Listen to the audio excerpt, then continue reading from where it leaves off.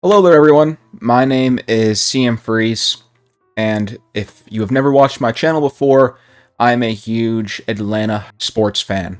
I love the Atlanta Falcons, love the Atlanta Hawks, love the Georgia Bulldogs, and I'd root for an Atlanta hockey team if there was one there. Or I guess I just root for Georgia sports in general. The Atlanta Hawks have been a very mediocre team for quite some time now.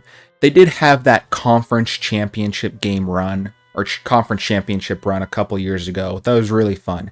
Even this year, them making it to the Final Four in the NBA Cup was special. Since them making the NBA Cup, the Hawks have been trash. The Atlanta Hawks have been absolute garbage. Now, we're at the trade deadline, and the Atlanta Hawks are known for not doing anything at the trade deadline and being incredibly disappointing. The Hawks don't really make good trades. The Hawks continuously make bad trades year after year, and it really pisses me off. At this trade deadline, there were two candidates that we thought were going to be surefire picks to be traded. Bogdanovich and Clint Capella. One of those two people got traded. The other one did not. This trade deadline has left me really mad. This has been a very, very disappointing trade deadline. It's been really bad. This trade deadline for the Atlanta Hawks has actually been really bad. I think we got worse. And not in a good way.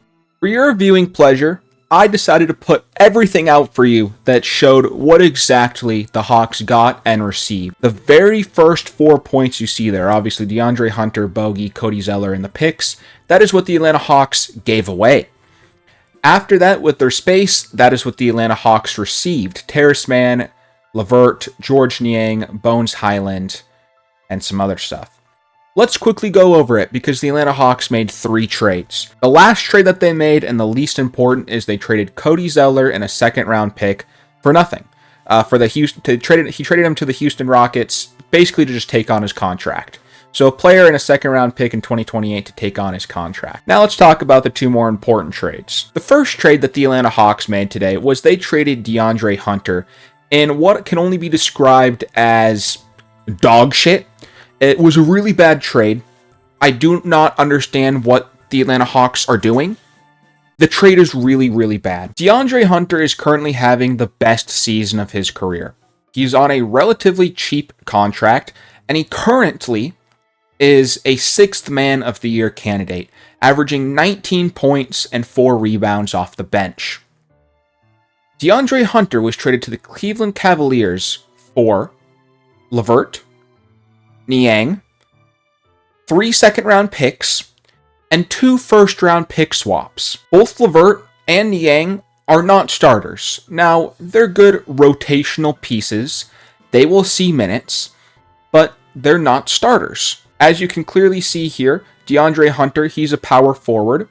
He's much better than Niang. And LeVert, you know what? He was good off the bench as a shooting guard. But again, neither of them are starters.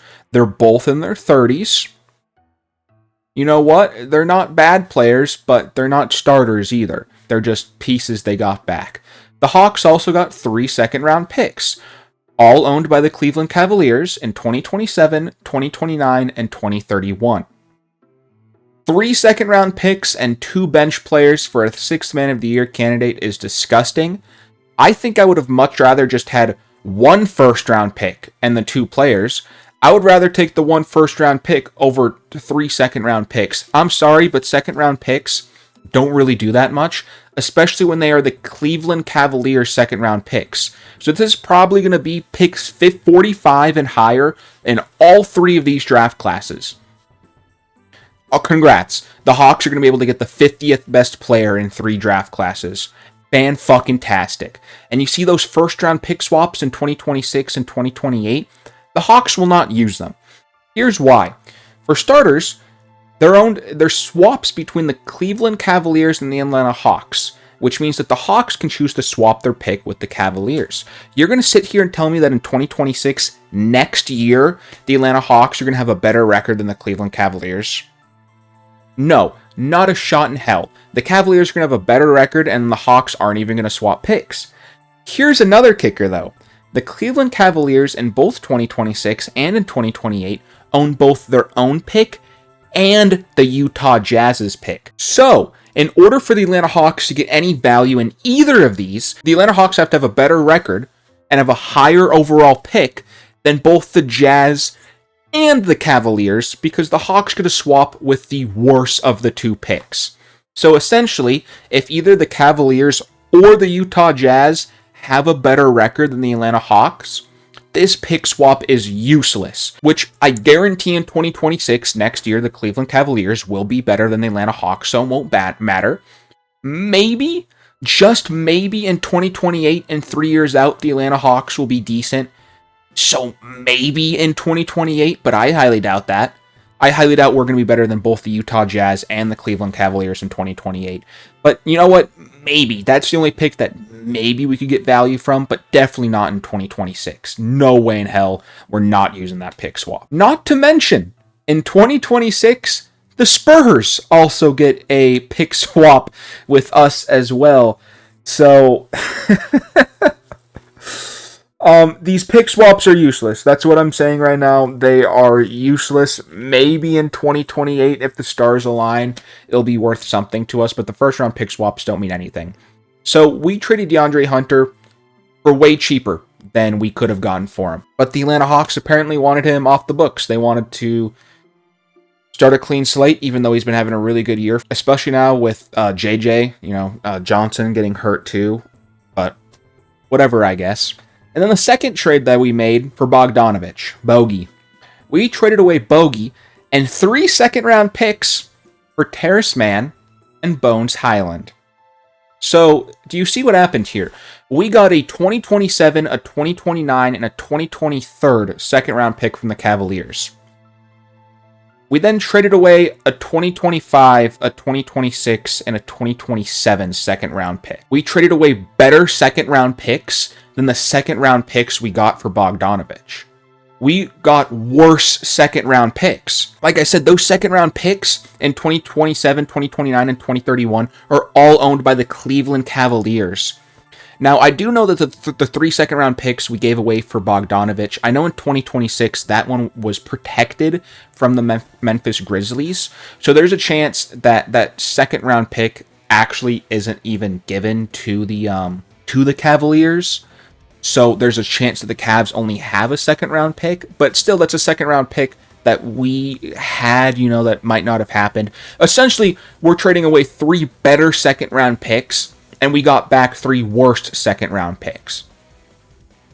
The players that we got was Terrence Mann and Bones Hyland. Terrence Mann is having by far the worst season of his career so far in his age 28 season. He's not seeing barely any minutes for the Clippers. He's been there his entire career. Terrence Mann is a great defender. Obviously, he's not the best offensively. Like I said, this has been his worst offensive season. I believe he averages about, in his career overall, I think he averages about 9 points a game. So again, a decent role player.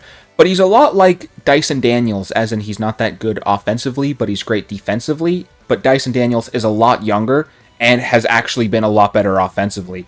So, Terrence Mann, if I had to describe him, I know people like him, but he's just going to back up Dyson Daniels. Dyson Daniels still going to start. He's just going to be Dyson Daniels' backup. Then Bones Hyland, you know what? He's shown flashes. He's definitely he's the only young piece in this group. I believe Bones Hyland, though, is a restricted free agent after this season. I know Terrence Mann, I believe, has 3 years left on his contract. So Terrence Mann will at least be on our team the next 2 years. But Bones Hyland is a free agent, and there's no reason for him to re-sign with us at all. So I believe he'll back up Trae Young.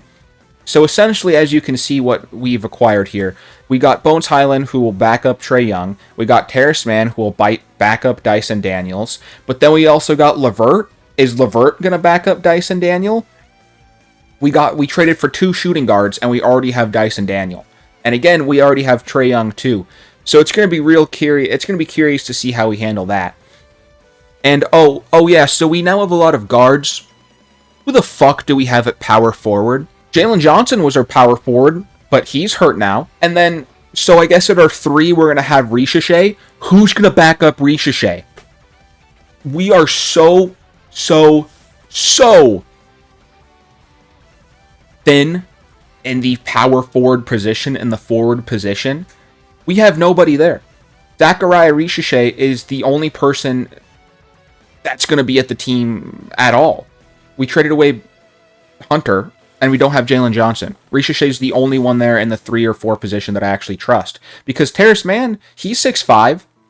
I think that Levert is 6'5" or 6'2".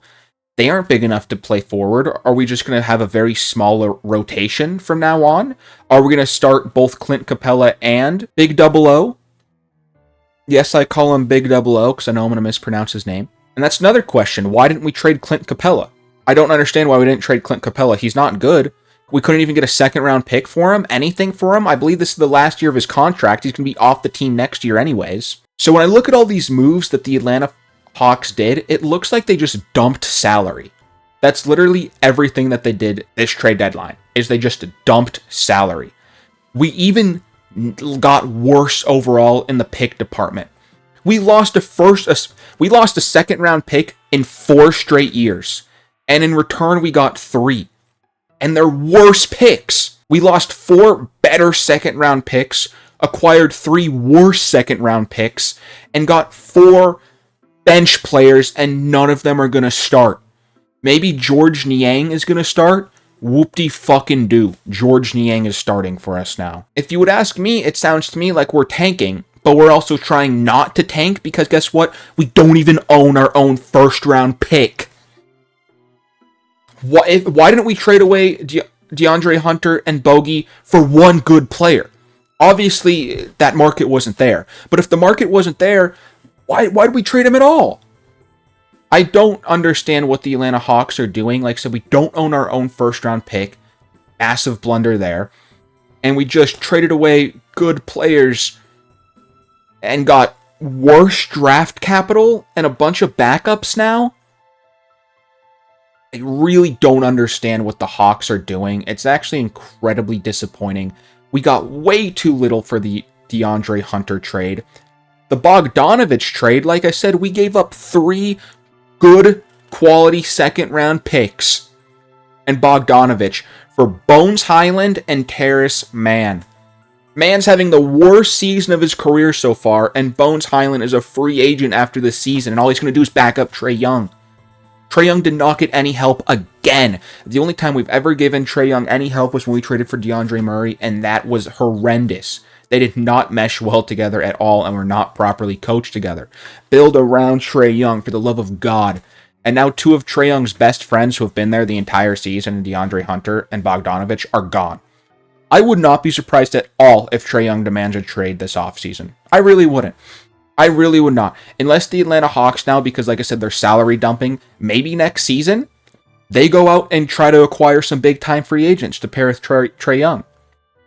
But if they don't do that, trade Trae Young, please, man. Trae Young's my favorite player. He's my favorite Atlanta Hawk. I love Trae Young. You know, you look at the Dallas Mavericks, and obviously they just traded away Luka Doncic, and I know Luka Doncic is better than Trae Young. But I feel like how the Dallas Mavericks fans feel about them trading away Luka is how I'm going to feel about us trading away Trae Young. I love Trae Young. I want him to stay on our team. He's absolutely phenomenal.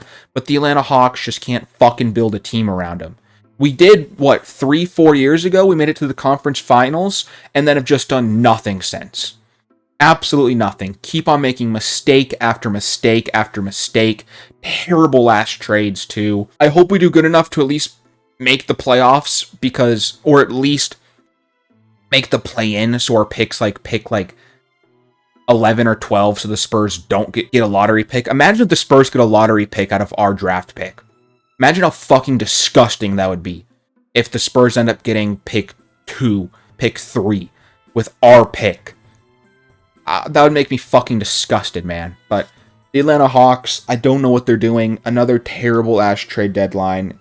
Clint Capella's still on the damn team. We got a bunch of bench players. No one with any star talent at all.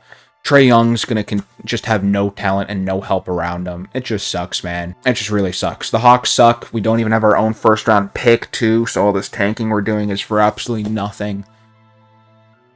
Hopefully next year we can get some free agents, man. I'm really hoping that with all these moves that we're making next year, we get some free agents, please. We'll actually have salary cap because Trae Young's going to be the only big contract we have on roster. Please, can we get some free agents next season to help Trae Young? If not, just trade him away, man, and just blow up the franchise. I don't know what the Hawks are doing. I don't know if they even know what they're doing. Anyways, guys, let me know if you agree or disagree with me in the comments down below. Thank you so much for watching, and peace out.